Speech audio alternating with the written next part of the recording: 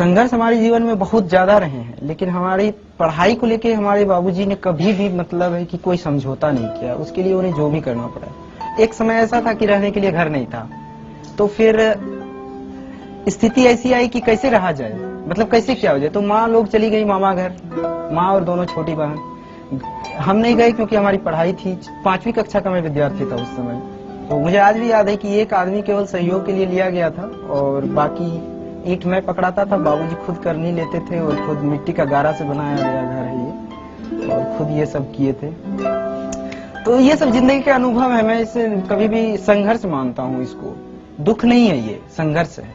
दुख और संघर्ष में अंतर ये होता है कि दुख होता है कि जिसकी क्षतिपूर्ति नहीं हो सके, किसी माँ के लिए उसके बेटे से अलग हो जाना या असामयिक मृत्यु, ये सब दुख है।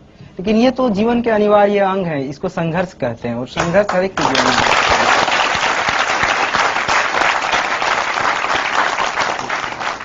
पिता ने आपको पढ़ाने के लिए अपने खेत बेचे भी हैं? जी हाँ, हमारी 80% खेत बिक चुके हैं। और जब पहली बार सिलेक्ट नहीं हुए तब उन्होंने क्या कहा था? हाँ, उन्होंने एक चीज कहा था, मैंने ये चीज बाद में मैंने जाहिर भी किया कि इस भावना को।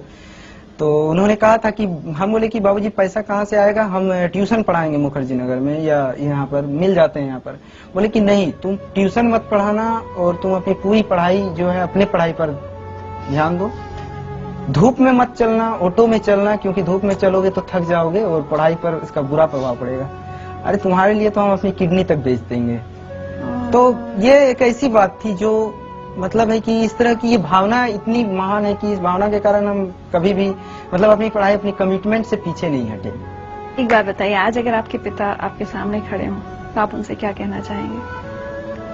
देखिए, मेरे बाबूजी तो अभी मेरे गांव में हैं और शायद अगर इस प्रोग्राम को वो देख रहे होंगे तो मैं उनसे यही कहूंगा कि मेरी सफलता असफलता से अलग आपके बेटे होने में मेरी सार्थकता है और बस इसी सार्थकता को जीवन भर महसूस करना चाहिए।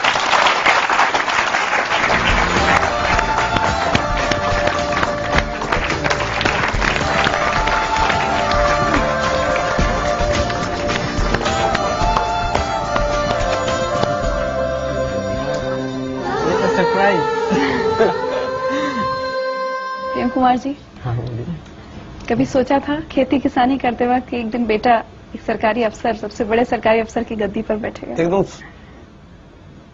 जब से इसको पढ़ाई में ख्याल आया तब से मैंने ये सोचा था, ये आज की सोच नहीं है। आपको पता था आईएएस क्या होता है?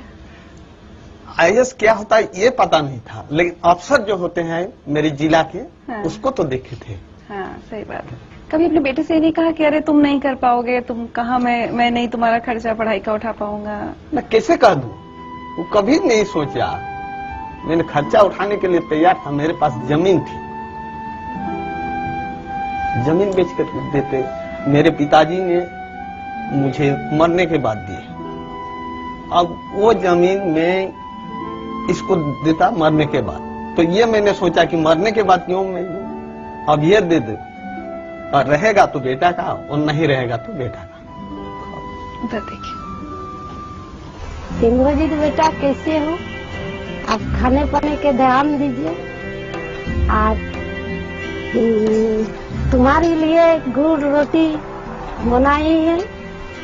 आज ट्रेनिंग में ज्यादा खाना पीना का ध्यान दीजिए। आज तुम्हारे लिए हम दुल्हन खज के रखे हैं, रिश्ता तय हुआ है। खाना आपको तैयारी गुड़ रोटी है।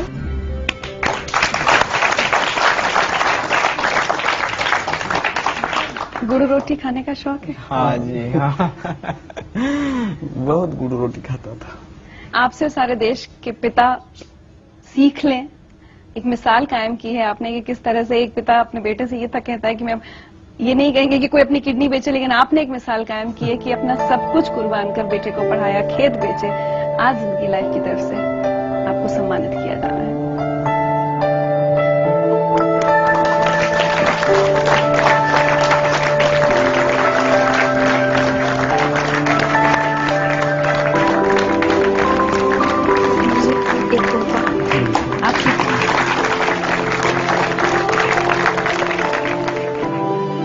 जैसे आईएएस बने ना तो ये बोला यार थानेदार की नौकरी छोड़ देंगे क्या। मतलब ये था थानेदार ही ना छोड़े, साथ में साथ ये भी रख लिया।